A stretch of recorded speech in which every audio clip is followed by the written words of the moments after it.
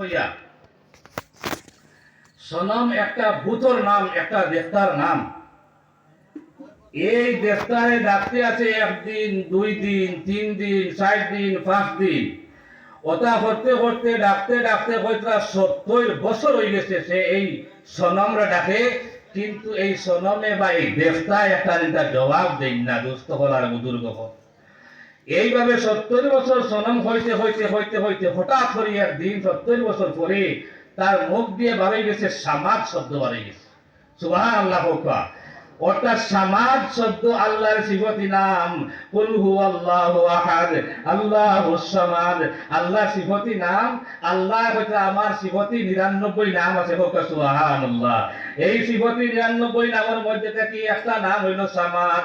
এই ইহুদি বেটায় যেমনে হইছে সামাদ হইয়া ডাক দিছে, সঙ্গে সঙ্গে আসমান থেকে আল্লাহ পাক পরওয়ারদিগার আলমে লাব্বাইকা ইয়া আবদি হইয়া জবাব দিলাইছেন।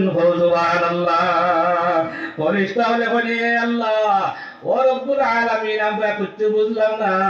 এই বিটার ভিতরে তো ঈমান নাই, মুশরিক। তার দেবতার ডাকতে আছে আর আপনি এখানে জবাব দিলাই।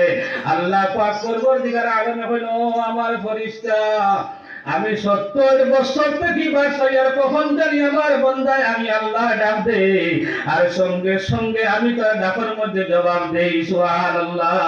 গতিকে আমার বরিষ্ঠ হল আমার বন্দায় যদিও ভুল করি হইলেছে সামাদ, কিন্তু সামাদ তো আমি আল্লাহর নাম। গতিকে আমি আল্লাহ তো মানসুল্লাহান নিমক হারাম নাই। আমার বন্দায় আমার ভুল করিয়া যদি ডাক দিলাইছে, আমি সঙ্গে সঙ্গে তার ডাকের মধ্যে সাড়া দিছি। সুবহানাল্লাহ। গতিকে দুস্থ হলার বুজুর্গ হল, আমরা তো ইমানদার, আমরা তো মুসলমান জাতি। আমরা আল্লাহরে ডাকিলে কেনে আল্লাহ বলতা না।